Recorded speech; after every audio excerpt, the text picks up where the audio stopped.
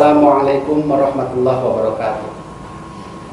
Bismillah, alhamdulillah, wassalatu wassalamu ala rasulillah Sayyidina wa maulana Muhammadin wa ala alihi wa ashabihi asma'in. Faqala Allah Ta'ala fil Qur'anil Karim, a'udzu billahi minasyaitonir rajim. Bismillahirrahmanirrahim. La in syakartum la azidannakum inna adzabi lasyadid. Al-ayat. Anak-anakku yang Bapak cintai dan Bapak banggakan, pertama marilah kita panjatkan puji syukur kehadirat Allah Subhanahu wa Ta'ala, karena atas berkat limpah rahmat, nikmat serta hidayahnya kita masih bisa berkumpul di tempat yang insya Allah mulia di sisi Allah.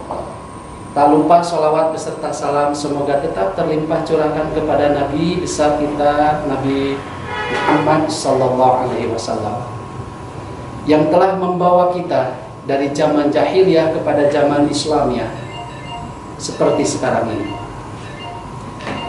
Pada kesempatan ini izinkan Bapak menyampaikan kultum yang berjudul pentingnya bersyukur atas nikmat Allah yang diberikan kepada kita.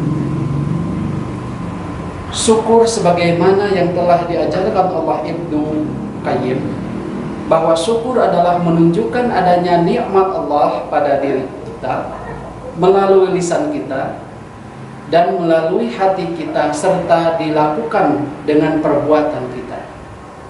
Kita sebagai manusia ciptaan Allah Subhanahu wa Ta'ala harus senantiasa mensyukuri nikmat yang diberikan oleh Allah, baik itu berupa nikmat kecil maupun nikmat besar. Nikmat besar yaitu nikmat iman, nikmat Islam, nikmat kesehatan, dan nikmat-nikmat yang lainnya. Sehingga patutlah kita selalu mengucapkan raditu billahi robba wa bil islami dina wa bi Muhammadin nabiyya wa rasulah. Begitu pula dijelaskan dalam kitab, dalam Al-Quran surat An-Nahl ayat 78, yang artinya, dan Allah mengeluarkan kamu dari perut ibumu dalam keadaan mengetahui sesuatu pun, dan Dia memberi kamu pendengaran, penglihatan, dan hati agar kamu bersyukur. Anak-anakku yang Bapak cintai dan Bapak banggakan, lalu bagaimana cara kita bersyukur atas nikmat yang kita dapatkan? Hadis riwayat Bukhari Muslim menjelaskan, ada cara agar kita senantiasa bersyukur kepada Allah Subhanahu wa Ta'ala, yaitu selalu pandanglah orang yang berada di bawahmu dalam masalah harta dan masalah dunia, dan jangan sekali-kali engkau berpandang orang berada di atasmu dengan masalah harta dan dunia. Dengan demikian, hal itu akan membuatmu tidak meremehkan nikmat Allah yang diberikan kepadamu.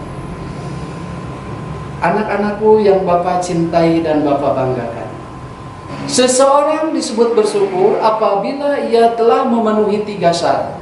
Yang pertama, ia mengakui nikmat Allah Subhanahu wa Ta'ala dengan hatinya, bahwa segala sesuatu nikmat itu berasal dari Allah Subhanahu wa Ta'ala.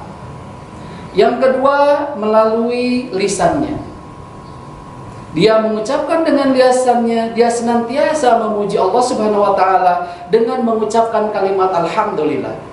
Maka ia telah bersyukur kepada Allah Subhanahu wa Ta'ala, dan Allah sangat menyukai dan sangat cinta untuk dipuji.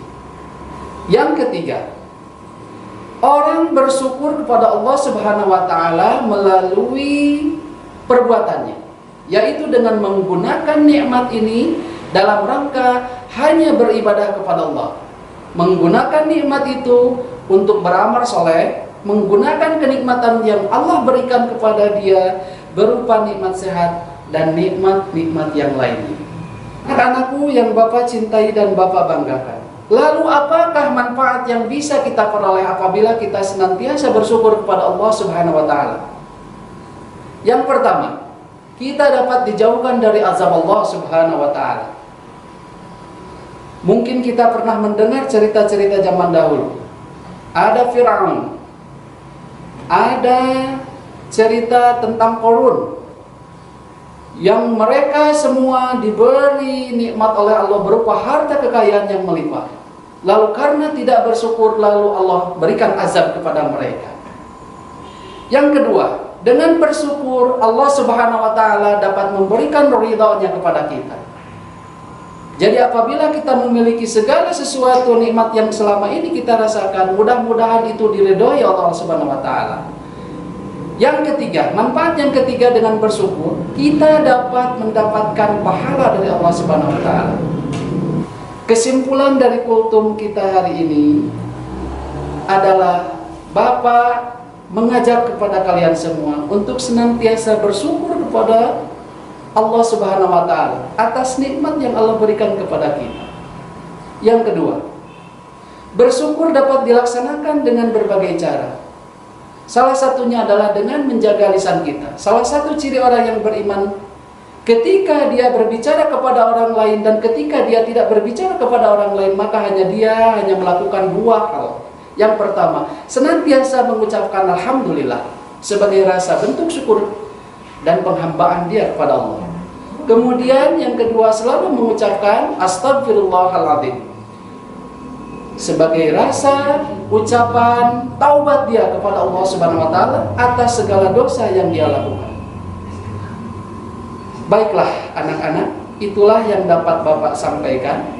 Kemudian selanjutnya akan dilanjutkan oleh Ibu Hajah Listiana yang akan memberikan informasi tentang kegiatan akhir tahun khususnya untuk kelas 8, kelas 9.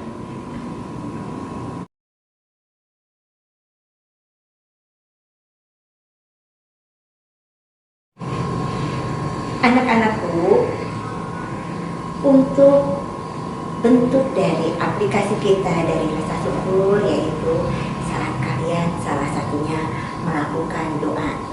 Doa merupakan ibadah yang tidak memerlukan pengeluaran tenaga maupun biaya yang besar. Ibu harapkan di bulan Ramadan ini kalian selalu terus memanjatkan dan meningkatkan doa-doanya. Rasulullah SAW bersabda bahwa ada 3 doa yang tidak pernah tertolak oleh Allah Subhanahu wa taala, yaitu yang pertama para pemimpin yang adil, yang kedua yaitu orang yang berpuasa hingga ia berbuka, dan yang ketiga adalah orang-orang yang dizalimi. Hadis riwayat dari Ahmad. Anak-anakku, silahkan teruskan panjatkan doa-doa, apalagi kita saat ini memasuki 10 hari terakhir. Hari ini di hari Sabtu tanggal 8 Mei 2021 kita sudah memasuki hari ke-26 atau malam ke-27. Doa-doa yang akan dikabulkan Allah ketika bulan Ramadan ini yaitu: 1. Saat kalian sahur, 2. saat kalian sedang berpuasa, dan 3. ketika kalian akan berbuka. Dan seperti yang Rasulullah contohkan, silahkan dalam doa kalian minta salah satunya diberikan umur yang panjang namun barokah. Mudah-mudahan dengan usia yang panjang kita dapat melakukan kegiatan-kegiatan yang terbaik. Dan salah satu kegiatan yang terbaik adalah ketika kalian menuntut ilmu. Saat kalian sekarang belajar, walaupun di tengah pandemi, namun tetap diliputi oleh rasa semangat, berarti insya Allah apa yang kalian lakukan ini, melakukan pembelajaran walaupun dari rumah, insya Allah itu akan memberikan pahala untuk kalian. Baik, untuk selanjutnya Ibu akan segera menginformasikan bahwa proses pembelajaran kita di SMP Negeri 1 Sumedang untuk bulan Ramadan ini selesai hingga hari ini, hari Sabtu 8 Mei 2021. Mudah-mudahan kegiatan TLC pesantren kalian di lingkungan dan kegiatan pesantren online selama 1 minggu melalui YouTube sekolah dapat bermanfaat untuk kehidupan kalian. Anak-anakku, silahkan nanti kalian menikmati masa libur menghadapi Idul Fitri, dan setelah Idul Fitri mulai hari Senin tanggal 10 Mei hingga hari Sabtu tanggal 22 Mei 2021. Dan kalian nanti masuk kembali beraktivitas belajar dari rumah itu mulai tanggal 24 Mei 2021 pada hari Senin. Jadi anak-anak, nanti kalian kembali lagi bertemu dengan Bapak dan Ibu gurunya melalui virtual, baik itu melalui Zoom, melalui video pembelajaran, atau melalui WhatsApp dan media sosial lainnya pada tanggal 24 Mei 2021 hari Senin. Selama 2 minggu dari mulai tanggal 10 hingga 22 Mei, kalian silahkan menikmati berlibur menghadapi Idul Fitri. Demikianlah informasi yang dapat disampaikan dari pihak sekolah. Ingat anak-anak, mulai minggu depan kalian sudah libur. Selamat berlibur Idul Fitri. Taqabbalallahu minna wa minkum, siyamana wa siyamakum. Taqabbalallahu ya karim.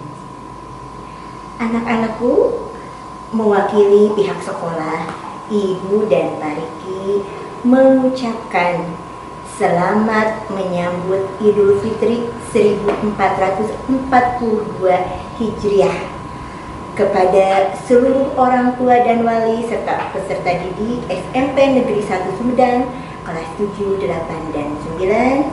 Kami mengucapkan mohon maaf lahir dan batin. Insya Allah kita berjumpa kembali hari Senin tanggal 24 Mei 2021.